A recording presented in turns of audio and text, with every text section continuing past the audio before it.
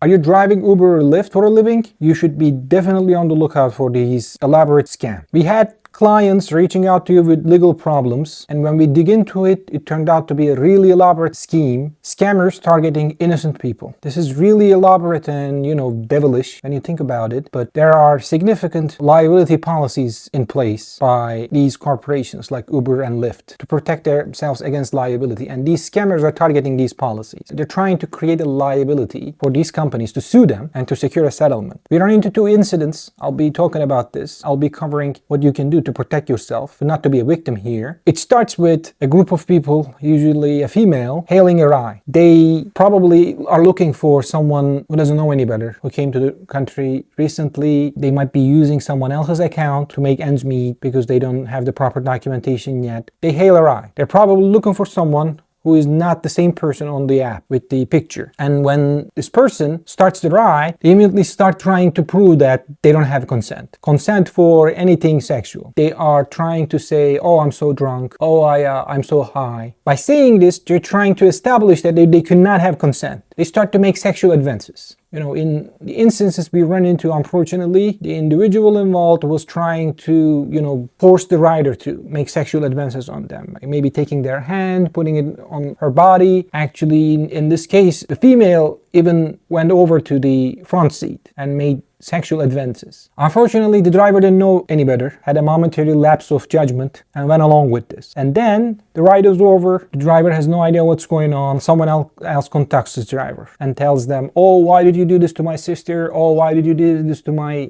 girlfriend, boyfriend, wife? And then they go to the police. Maybe a couple days later, they make a complaint, and the police has to take action because when they establish probable cause, the police at the first, they're not going to look into trying to prove if this person is actually drunk or high. That doesn't come into place with probable cause. At that point, they have to start an investigation. When there's enough evidence to charge with a felony, they go ahead to Uber or Lyft and say, your negligence in creating this profile for this driver, creating this situation, not having the safety measures to put me in this position, you are liable to me, and they're trying to secure a settlement. And believe me, no insurance company is going to try and get to the bottom of this. They will try to end this matter with a settlement. That's how it usually works with lawsuits, unfortunately. In the end, the victim will be the driver. The driver will be hit with felony charges, which are very hard to combat, to defend against. Unfortunately, we've seen this happen in two different states. One was here in New Jersey, recent arrival, recent immigrant, who didn't know any better, using someone else's account. Same thing happened. Another similarly situated driver in Massachusetts. I realized there's something going on. I wanted to let the word out so people can be on the lookout for something like this, because this is really elaborate. When you don't know any better, when you have a momentary lapse of judgment, you could be easily targeted, and this could be a huge trouble for you. So be on the lookout. Make sure you exercise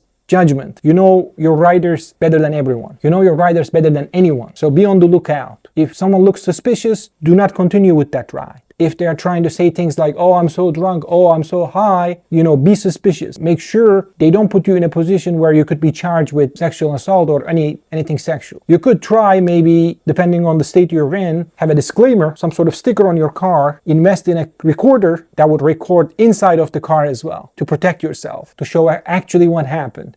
What happened in one of the cases we were involved with, there was a dash cam, and the dash cam was only recording visually, and we only had a voice recording of what happened inside. So that made it easier for this person, this rider, to claim that they were drunk or they were high. If you have visual evidence, it might be easier for you to protect yourself, and in any similarly situated positions as well. You should consider making an investment, putting a disclaimer to record your rides to protect yourself. Be on the lookout. Exercise judgment. If you think anyone similarly situated needs help, feel free to reach out. We are more than happy to assist them defend against these baseless accusations. Thank you.